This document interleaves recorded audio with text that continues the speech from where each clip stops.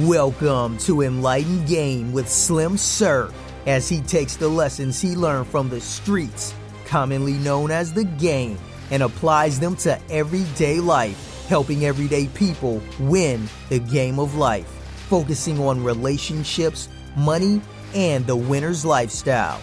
This podcast will turn any chump into a champ. So if you're ready, let the game begin.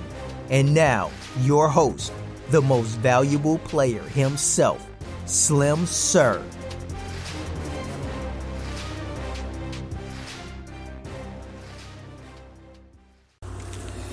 Welcome to Enlightened Game.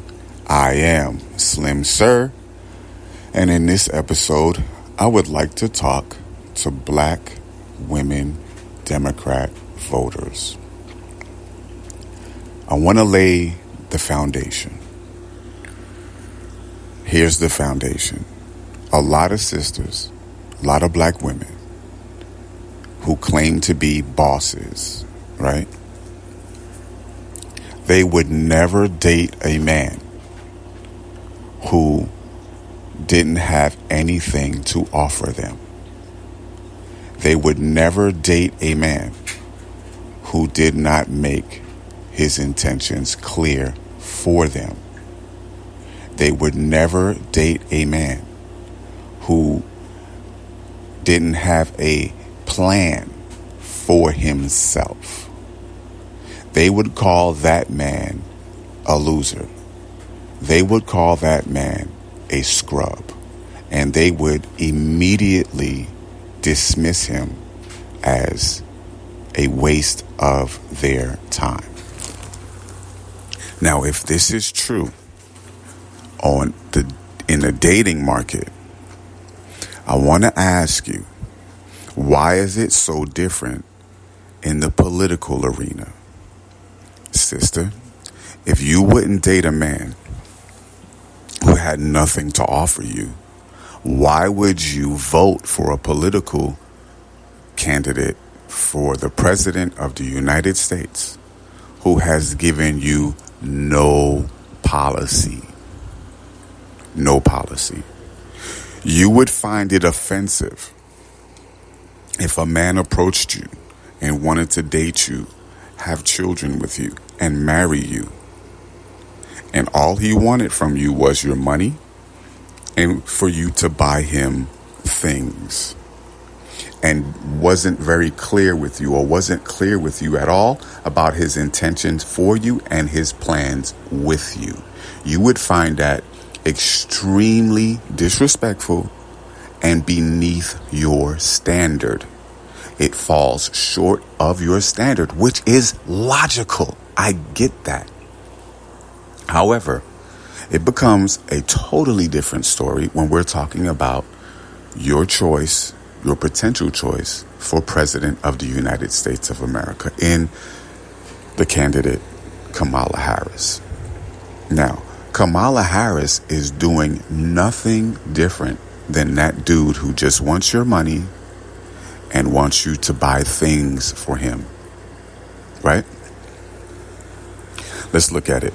If a guy approached you and only wanted your money and for you to buy him things, and when you gave him your money and bought him things, and he did not reciprocate and treated you like shit, you would immediately and automatically play the victim role. You would be upset. You would be hurt. You would be angry. And you would take that out on probably all men because of that emotional state that you were in.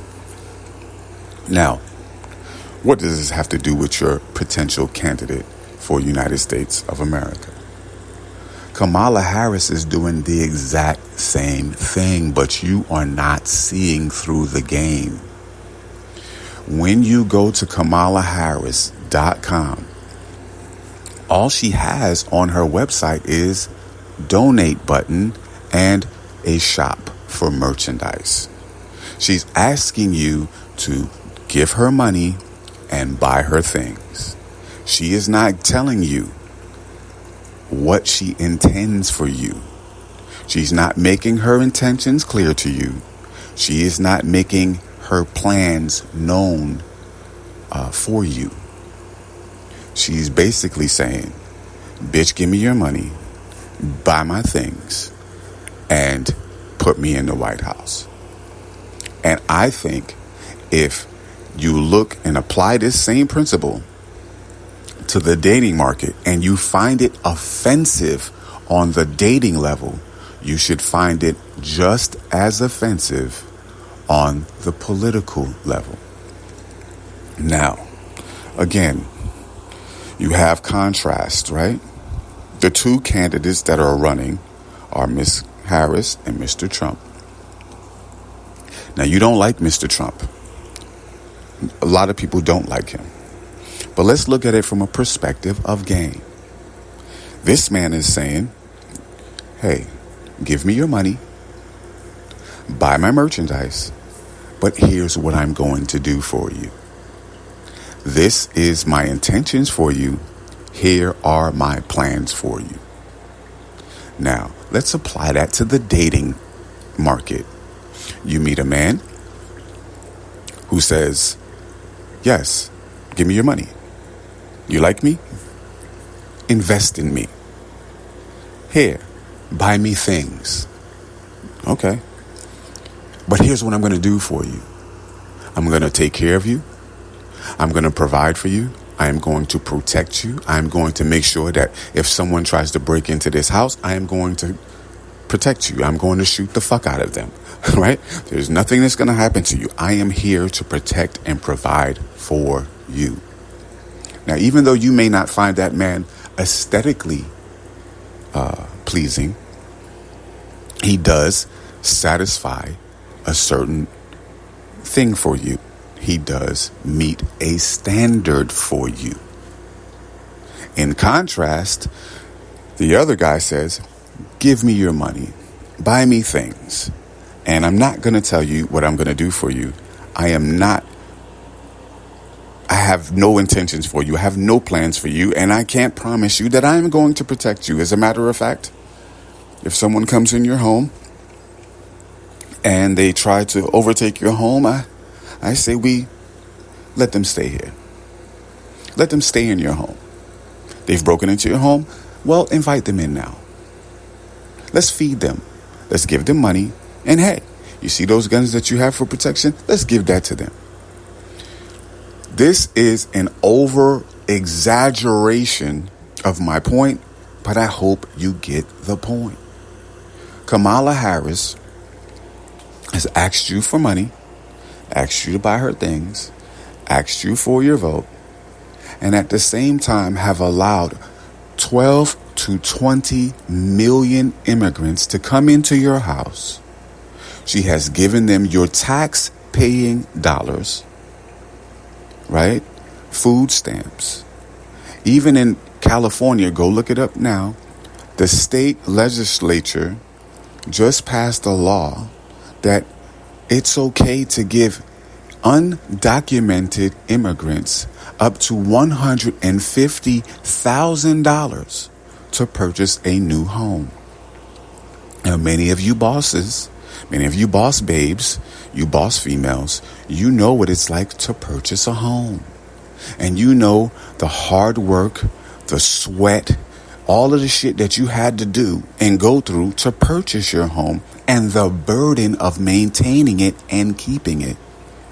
Now, you don't find it insulting or disrespectful that you had to put in all of that work and these people just come into the country and they get it automatically for free? This is my point. Now, listen, I am not a Trump supporter, but I am definitely not a Kamala Harris supporter. And those are reasons why.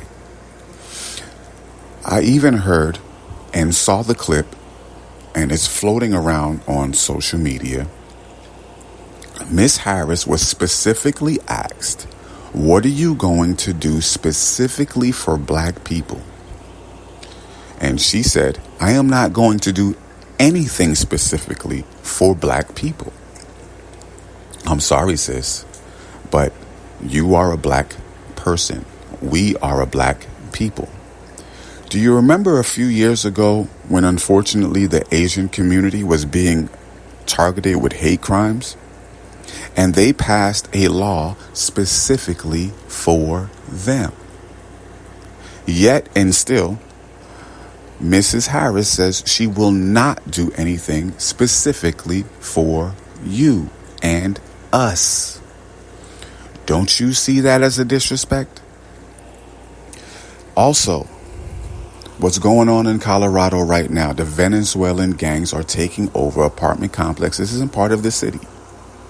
Sis, they just killed a woman with a pot of boiling hot water, right? Shot her in the head, refused first aid on her because she was already gone, okay? Yet and still, they will not go and clean up or address the issues of illegal migrants going from door to door with big guns, forcing people out of their homes. Sis, your candidate for president has been the border czar for 3 years, with an influx of 12 to 20 million illegal immigrants coming to this country. She has done a horrible job at that. She has given them your tax money.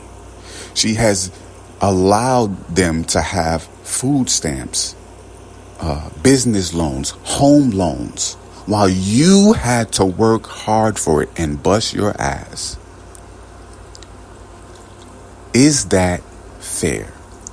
Is that right? Is that justice for you? I would humbly suggest that no, sis, that is not a solid decision to vote for her. It is not solid. Now, in the dating industry, in the dating market, you're always making decisions that benefit you. Let's take that same logic and apply it to your political decisions. Ask yourself the question, with these small little arguments that I've offered today, is Kamala Harris beneficial to you and your children? I would suggest humbly and respectfully that she is not. I am not opposed to a woman or a black woman becoming president. I am opposed to this woman, to this black woman becoming president. I do not believe, in my heart of hearts, that she is beneficial to you or your black sons. Just go to California and ask, how did she treat those black men when she was in charge of the prosecutor out there? How did she treat them? Now, I don't have much time. My podcast is only 15 minutes and I got about 2 left. I want you to do some real soul searching. I want you to think rather than feel. Look at the actual facts and weigh them for yourself. Thank you for taking the time out to listen to this podcast. And if you enjoyed it, or if you found it to make any sense, and if it's been beneficial to you, share this podcast with other people so we can at least have the conversation. Go in the comments and let me know your perspective. If I'm wrong, I will correct myself. But I want to know what you think, how you feel. How do you see this? And I want you to click the little description thing. And if it's possible, follow me on X, follow me on IG, and make a donation. Thank you for your time and attention. Until next podcast, peace.